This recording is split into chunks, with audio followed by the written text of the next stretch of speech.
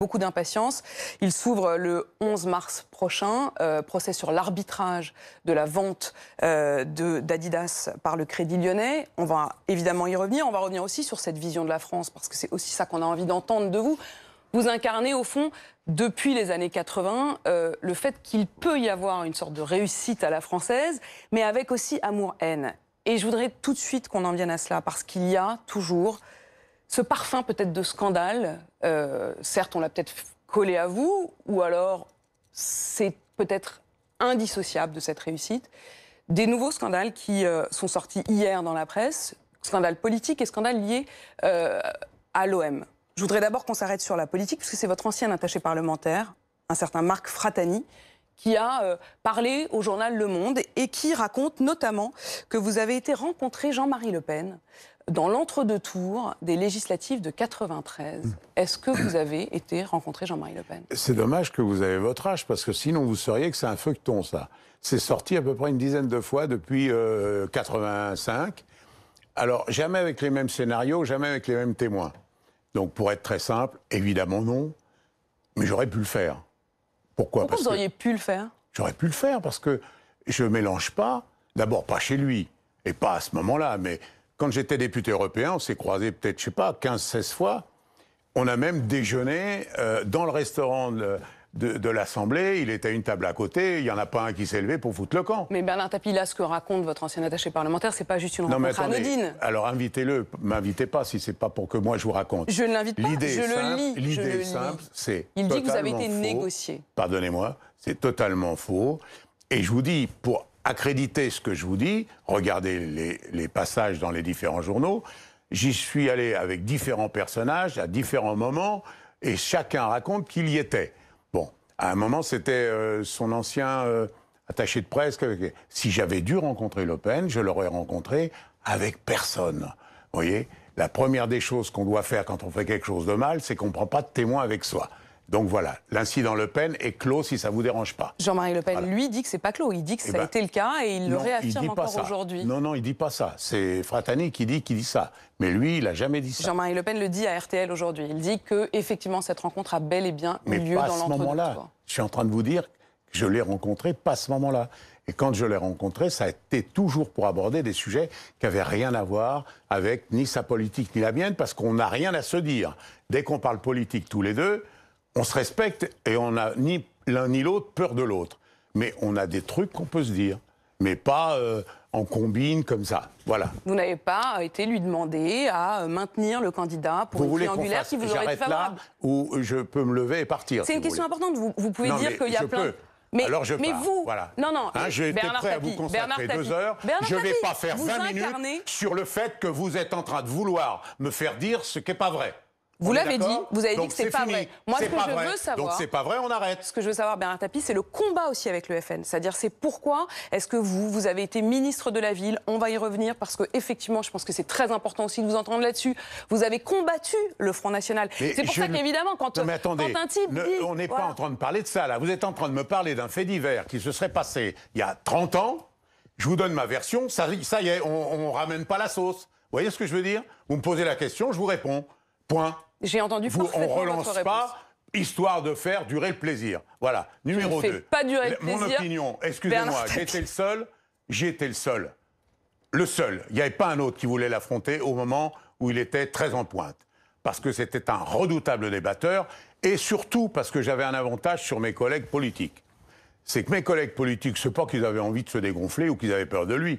Simplement, ils engageaient, en plus de leur personne, un parti, une fonction, une responsabilité. Vous aviez une liberté? Et donc, moi, j'avais une liberté de parole totale, donc je pouvais l'affronter plus facilement. C'était quoi de lui dire? Pas de lui dire, vous êtes ci, vous êtes ça. Par exemple, j'ai encore en tête une chose. Monsieur Le Pen, vous voulez que l'Algérie soit française? Oui.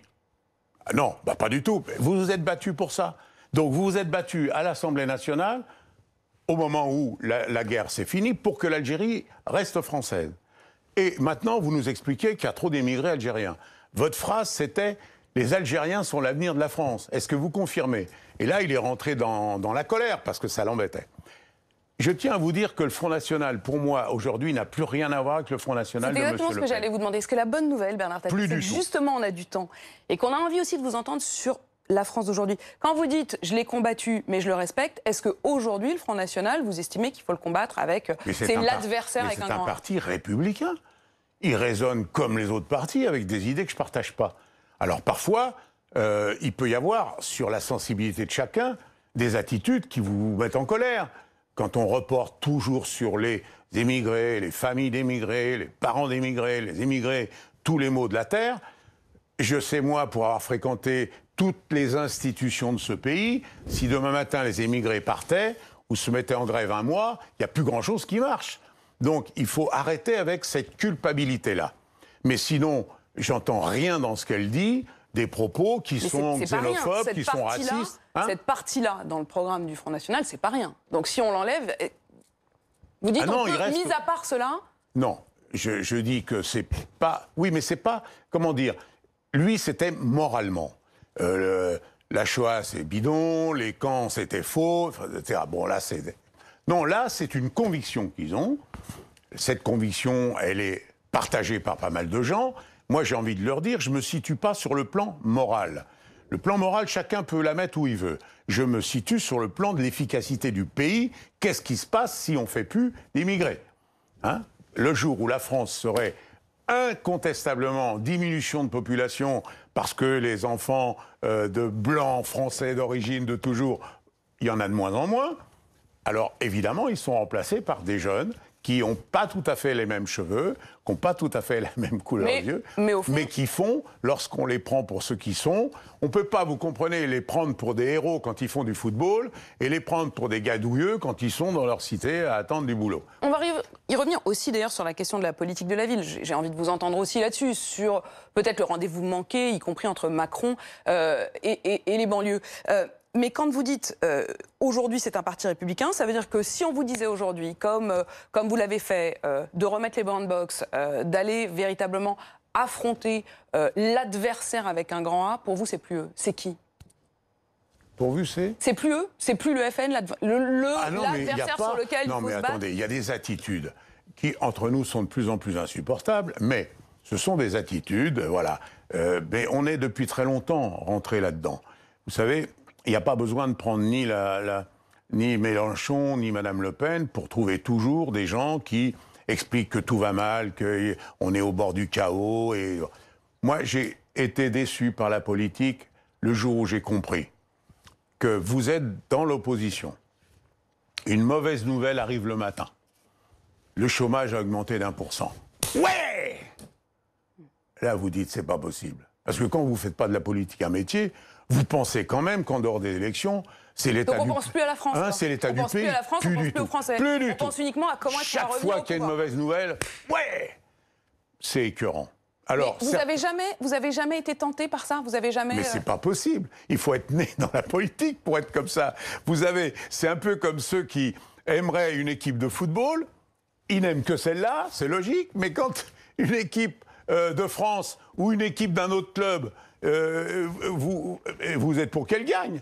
Et là, c'est la même chose, c'est incompréhensible. Alors, le Front National, pour revenir à ce que vous dites, il a cette manie d'en permanence mettre de l'huile sur le feu, et puis on en rajoute, etc. C'est insupportable. Mais alors c'est qui? Je vous repose la question. Qui est l'adversaire aujourd'hui? Est-ce qu'il y a une chose, vous le combattant, est-ce qu'il y a un parti, un homme, une mouvance, un esprit, des idées dont vous vous dites c'est cela qu'il faut combattre? Il y a les attitudes. Et c'est pour cela qu'il faut se battre. Alors, il y a les attitudes. Les hommes, on arrive encore... Et en plus, ils font de moins en moins de dégâts parce que les gens sont de plus en plus avertis. Je veux dire, quand Mélenchon dit beaucoup de mal de Macron, ça fait rien. Quand Madame Le Pen dit beaucoup de mal de Macron, ça fait rien non plus. Ils n'ont plus vraiment de poids. Mais c'est pas ça, c'est qu'on s'attend pas à autre chose. Ouais. On sait que quand ils sont en opposition, voilà. Et puis c'est pareil, les macroniens, quand c'est un type de la République ou un type du PS qui annonce un truc, c'est avec mépris. Bon, donc c'est fini ça. On n'a plus, et c'est une des causes. Bon, tant mieux dans un sens. Tant mieux. Ça veut dire que les masques sont tombés. On n'y croit plus. Oui, mais ça peut plus être fake. Oui, mais à la fois tant mieux, et c'est dommage, Parce que le militantisme politique, il ne s'exerçait pas seulement parce qu'on avait les récompenses d'être dans la bonne soupière avec le pouvoir. Il y avait le militantisme qui continuait, les gens continuaient d'aller sur les marchés, continuaient d'animer des débats. Plus maintenant. Maintenant, on passe chez vous et on insulte l'autre. Ou on passe... Oui, il n'y a plus... Alors, évidemment, ça fait partie des sujets, sûrement qu'on abordera tout à l'heure quand on parlera de la France. De la France. Mais pour en revenir donc au Front National, grande différence entre le Front National de Le Pen et le Front National de Marine Le Pen. Rien à voir. Mais je continuerai, de toute façon, à combattre les idées qui sont des idées absolument insupportables face à ceux qui ne vous ressemblent pas parce qu'ils ne sont pas nés ici. Bernard Tapie, au risque de vous énerver, il y a quand même un autre point que je voudrais aborder dans les révélations d'hier, parce qu'on n'a pas parlé de Jean-Marie Le Pen, c'est bon, le chapitre est clos, mais il y a quand même une question, c'est sur l'OM, puisque ce même attaché parlementaire, il dit qu'il n'y a pas que le match VA qui aurait été truqué, qu'il y en a d'autres, notamment l'un pour le PSG. Il raconte oui, mais je sais avoir, ce qu'il raconte. Voilà, je vais vous dire ce qui me rend triste. Je vais vous dire ce qui me rend triste. Et là, ça ne m'énerve pas, parce que tellement ça n'a pas de sens. Donc ça me rend triste parce que j'ai connu ce garçon par Gaston Defferre. Quand je suis devenu président de l'OM, il m'a dit, je n'avais pas compris sur le coup, il faut que vous ayez un garçon auprès de vous. Marseille est une ville difficile, dangereuse, et il faut que vous ayez quelqu'un qui connaisse bien les codes et qui connaisse bien les gens. Car il y a dans cette belle ville, il y a quelques personnages qu'il vaut mieux pas fréquenter. Ils vous amèneraient à des actions, ou en tout cas, dangereusement. Et lui venait du milieu corso-marseillais, comme on dit. Il ne faut pas aller... Bon. Et lui faisait ça, souvent, quand Gaston Defferre choisissait des gens qui n'étaient pas intégrés à la ville. Et il a fait ça, pour moi, pendant, je crois, 5 ou 6 ans, d'une manière remarquable. Mais vraiment, très attaché, très attachant, assidu, toutes ces qualités-là. Je relève d'ailleurs qu'il a fait, en 2009, un livre, alors qu'on n'était plus ensemble, il a fait un livre... Vous en parlez comme d'un couple. Il a fait un livre pour défendre le club et moi-même dans ce qui s'est passé à Valenciennes. Il vous a parfaitement défendu à ce moment-là. C'est pour vous dire qu'on était vraiment. Et là, il s'est passé un truc, un événement que j'ai mal mesuré, peut-être, c'est probablement de ma faute, mais enfin, c'est qu'il a cru que la Provence avec Tapie, c'était comme le Provençal avec Gaston Defferre. C'est-à-dire c'est-à-dire Gaston Defferre, c'était le patron du Provençal. Et le Provençal travaillait pour la mairie, okay. On pouvait appeler un journaliste, moi, impossible. Et je l'ai déçu 4-5 fois dans cette approche-là. Jusqu'au moment où, à la Provence, on m'a dit, ça suffit, on ne peut pas servir d'attaché de presse. Pas à moi, parce que je ne demandais pas moi. Et là, ça a été une rupture.